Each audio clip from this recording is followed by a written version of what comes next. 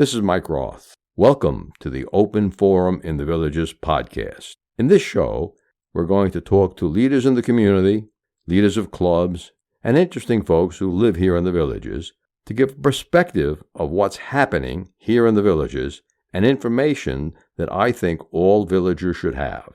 We hope to add a new episode most Fridays at 9 o'clock. We are making a change soon. All of our shows will be distributed by a single podcast syndicator, Buzzsprout, both the old shows and the new show. We are also changing our subscription plans. Now you will be a supporter by simply making a subscribing via Buzzsprout. You can make a contribution of any amount that you'd like. We'd suggest $3 a month. If that's too much for your budget, you can pay less, or if you're really enjoying what we're doing and want to see us continue, you can pay more. This is going to be a subscriber-supported podcast. We are making this conversion to make it easier for everybody. And all of the subscriber-only episodes that were available on Apple Podcasts will now be converted to the Buzzsprout channel, and everyone can go ahead and listen to those. This is Mike Roth on Open Forum in the Villages. I'm here today with Eric Honor. Eric, thanks for joining me. Oh, glad to be here. Glad to have the opportunity to talk with you. Good. Eric, I always like to start the shows with a slight joke for my grandson, Evan. Eric, did you hear about the new restaurant that opened up in the Villages? No, I don't think I've seen it. Yeah, it's called Karma. Karma. Yes. Do you know why it's called Karma? Because people like it? No, there's no menu, but you get what you deserve. Oh. Okay, let me tell you folks in the audience a little bit about Eric. Eric is an iconoclast, polymath, and an author. Dr. Honor has been a U.S. Navy pilot, an international leader in a systems engineering, and successful entrepreneur. He holds a Ph.D. from the University of South Australia. Doc's led teams of up to 50 people to build complex systems. He's taught nearly 500 short courses in complex system development. Doc Honor's short story, Fishing Hands, won a gold award in the 2022 contest for the Florida Writers Association. Doc was born on Guam, and he's lived in 34 different places. Wow. Yeah, you're a real Navy guy living in 34 different places. Exactly. I have to tell people that because here in the villages, everybody asks, where are you from? Okay. And I don't have an answer for that. America. That's a good answer. Exactly. Right. Okay. So let's start with the introduction in the bio where you want it to be described as an iconoclast. Tell people what that really means. An iconoclast is somebody who doesn't buy into the established wisdom that other people are saying and questions that and looks for the truth that might lay underneath it. Okay. And what is a polymath? A polymath has nothing to do with mathematics. A polymath is somebody who's conversant in lots of different disciplines. And I have designed electronics. I've written software. I have been a manager of people. I've been an entrepreneur. I've done so many different things in my life and managed to be successful at them that, I think I fit the definition of a polymath. Oh, okay. I've done a lot of different things in my life as well. I've owned my own companies, been an entrepreneur, been an employee of Fortune 1000 companies, been the number one salesman in a multi-billion-dollar company. So we've had some similarities there. Yeah, I think so. I started life as an engineer in college, an electrical engineer, and the world's a much better place since I never worked a day in my career as an electrical engineer.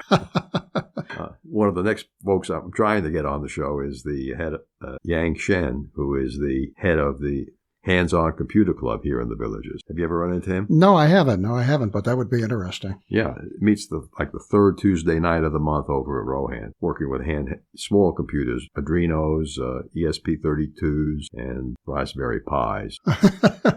I say that with a frown because before I moved down to the Villages, I was looking online for cheap computers, and I found this Raspberry Pi for $30. And I said, gee, that's a great price compared to the $1,000 IBM PCs. And then I found out it was programmed in some strange languages.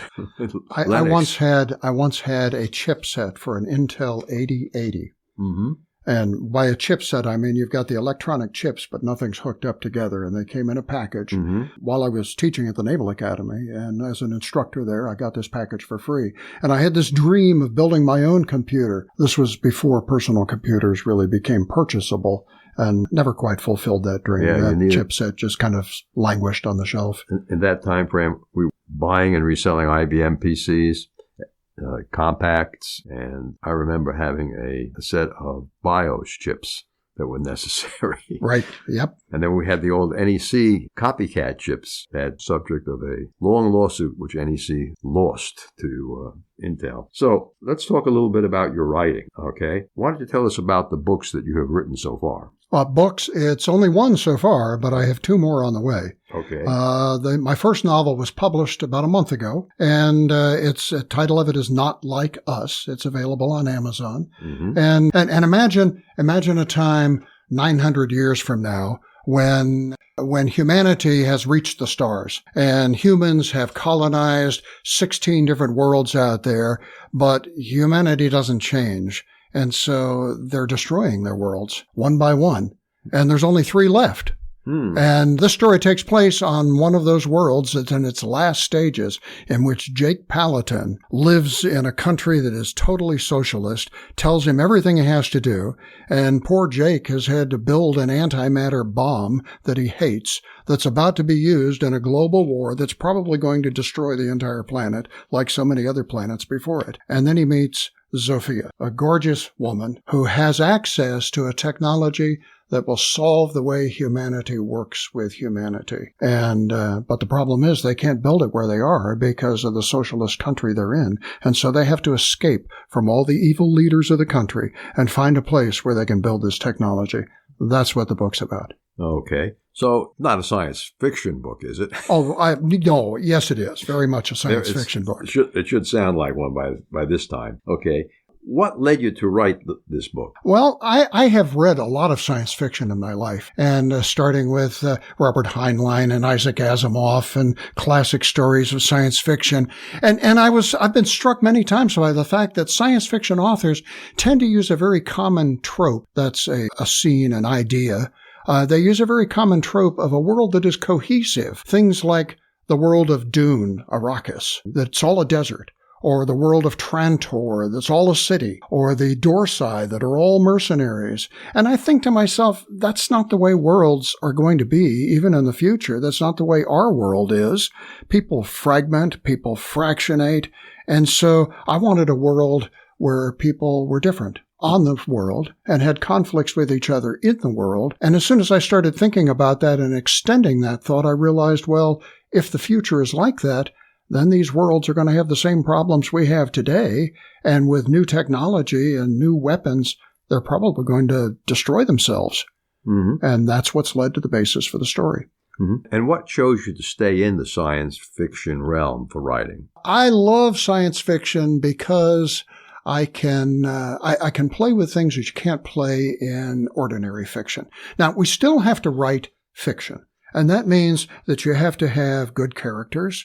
You have to write an opening that's interesting to people. You have to have a good plot arc that will move things along. You have to have a climax. You have to write all of those same things. All of that is necessary.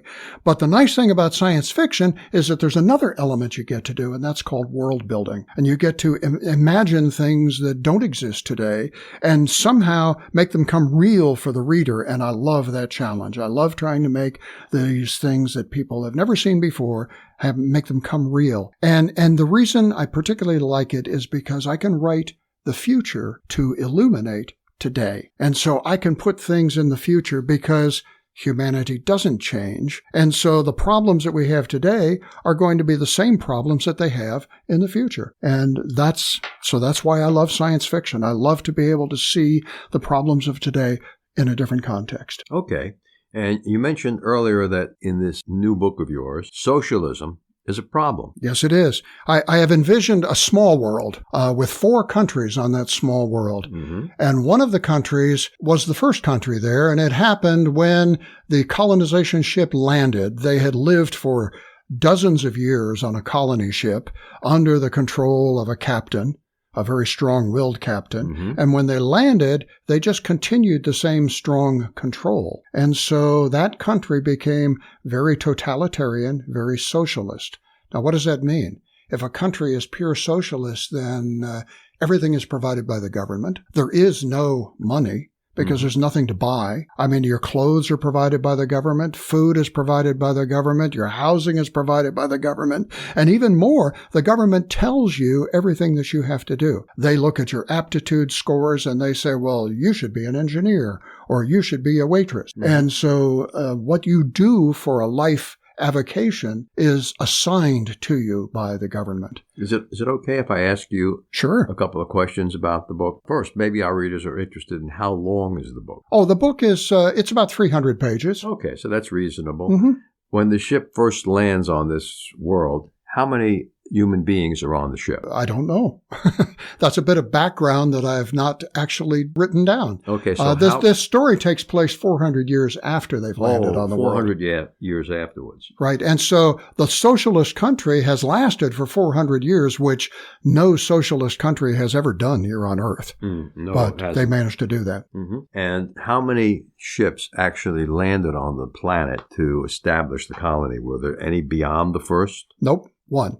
Just one colony ship founded the planet. Now, in this future time, there is space travel between the worlds, and so ships do move between the worlds, but I envision it taking months to get between worlds. Mm-hmm. And so it's not a common occurrence to have ships landing. So what did you envision living under socialism would be like? Well, that's a very interesting question. I have been in Israel during the Intifada, when people were doing terrorist acts and blowing things up 3 times a week. I have been there doing business. And I remember one morning I was in my hotel in Jerusalem on the 17th floor of a high-rise hotel, and I opened up the television and there was news about a bus bombing that had happened just that morning, 20 minutes before. And I went out on the balcony of my hotel room and I looked out at the city around me, and this bus bombing, I could see some smoke off in the distance. But all around me, traffic was moving, people were walking, going to work. Everybody was headed to their jobs. Nobody had changed their lives, even though this terrible event had happened. And so I envision in this socialist country something similar. People live under it. Even though it's very oppressive, they don't know it's all that oppressive because it's all they know. Mm-hmm.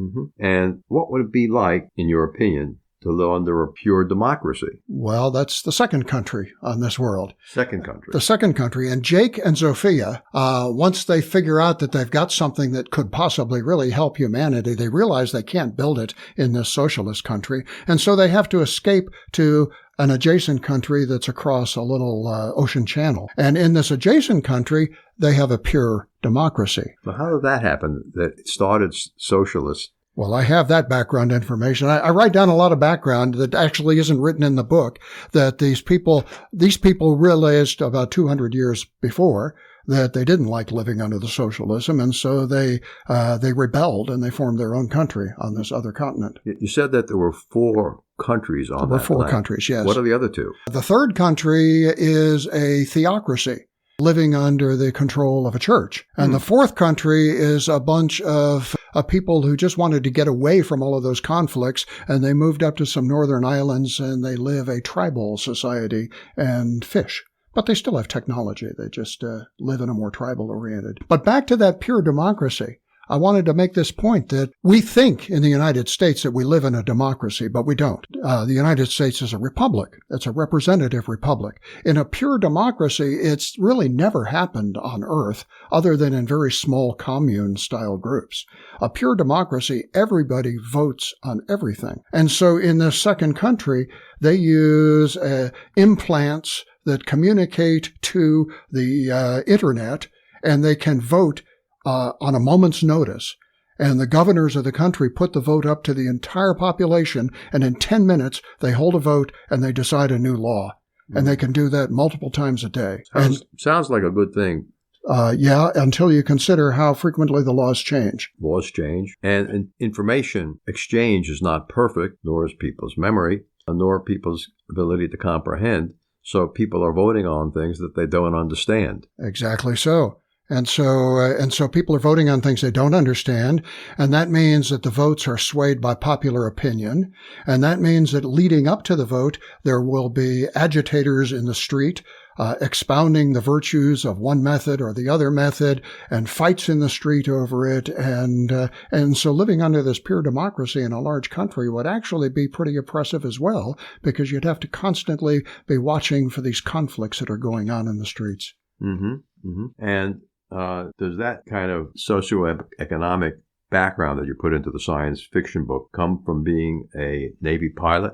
Not so much from being a Navy pilot as from the fact that I have traveled to 32 different countries. I've seen the way people live outside of the United States. Mm-hmm, I've seen the differences in culture. I've been sometimes deeply surprised by differences in culture. Mm-hmm. We have a little time on this, and I'll tell this one again. You mentioned that my doctorate is from South Australia, but I've also been to Singapore and Europe and Israel and many other places. And in Israel, I was interacting with a student. I was teaching a course, and the student came up to me with a question, and he started asking me a question. And I was waiting patiently for him to stop so that I could answer his question, formulating an answer in my head, but he kept on going. Kept on talking. He kept on talking. Yeah. And I'm waiting, and he's being very rude because he keeps on talking and he doesn't give me a chance to answer. Well, you were in Israel. Right. And I finally realized, slapping my own forehead, that I was the one being rude, because in Israel, they expect you to ride on top of their question with your answer, to interrupt the other person and to answer it very forcefully. And the fact that I wasn't answering, that I was waiting patiently, was telling him that I didn't care about his question. Cultural issues like that make a huge difference in the way people interact.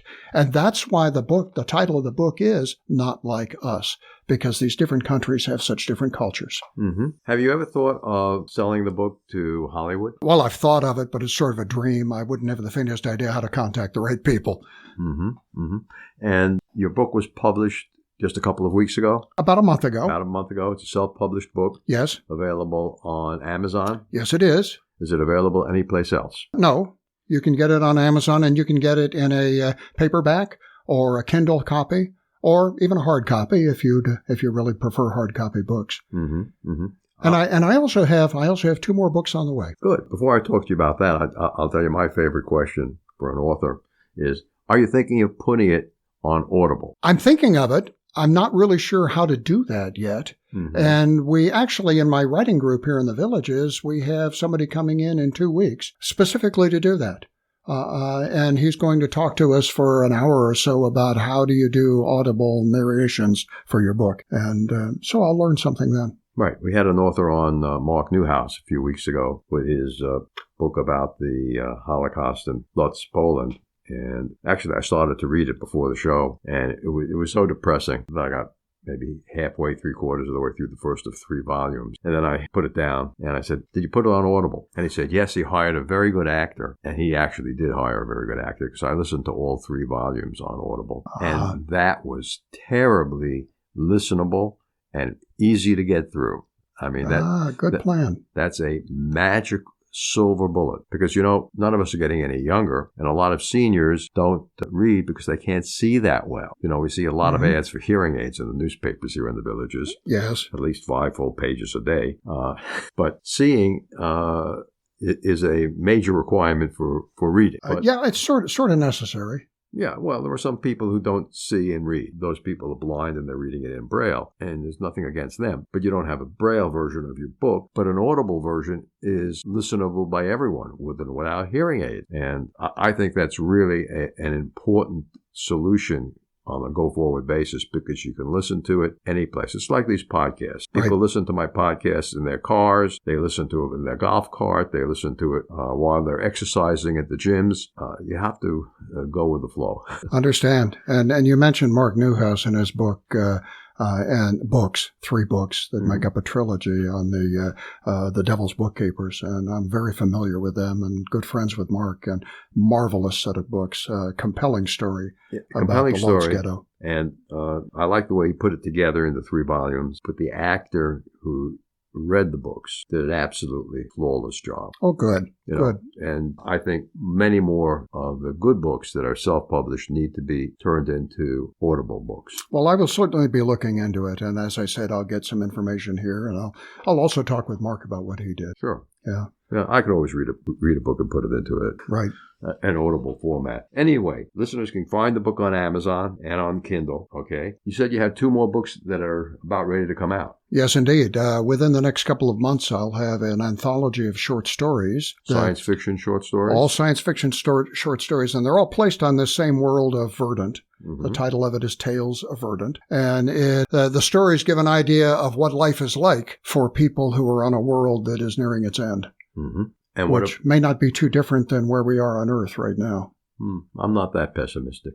Okay, good. But what about the 3rd book? The 3rd book is a sequel to Not Like Us. And tentative title on it is Unchained Faith. And it's going to be placed in that 3rd country, the theocracy, and carry on some of the same themes and a few of the same characters from the 1st book, but introduced a whole new bunch of characters and a new set of conflicts that are also still based in the fact that these countries are in conflict with each other. Sounds just like a set of Netflix movies to me. Oh, yes. And I have a 3rd one in mind also, but it's just conceptualized at this point. Well, and how long did it take you to write the 1st book? It took me a little under a year to write the 1st book. Oh. It was just about a year ago that I had one of my short stories in my writing group, and the leader of the writing group, a fine gentleman named Phil Walker, looked at the story and he says, "Eric, this story's gotten too big. It's got too many themes in it. You should turn this into a novel." And that was it. But let me change gears here for you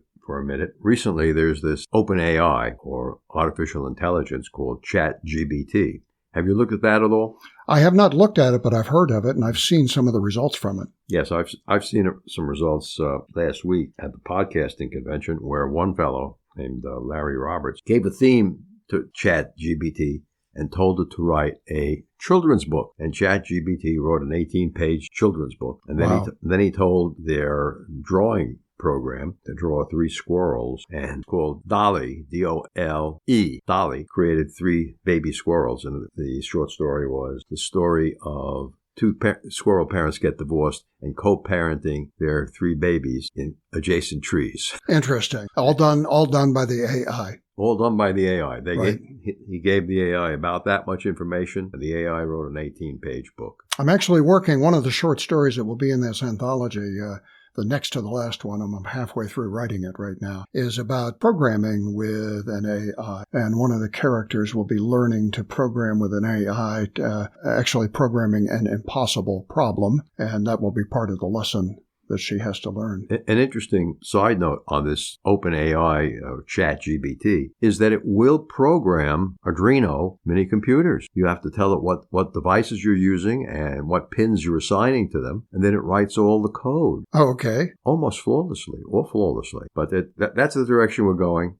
Science, I remember as a new person in sales at the Burroughs Corporation, having to write programs in machine code if I wanted to get the computers I sold delivered, so I could get paid. But that was a long time ago, and ChatGPT seems to be changing the world. I want to thank you for being on the show. And by the way, if anyone wants to get a hold of you about your science fiction books, how should they do that, Eric? They can find me on the web at Doc Honor Books. Honor is spelled the British way, Honour. DocHonorBooks.com. Good. Eric, thanks for being with us today. And I'm sure our listeners are going to go run out and buy 100 copies each of your book. Well, that would be good.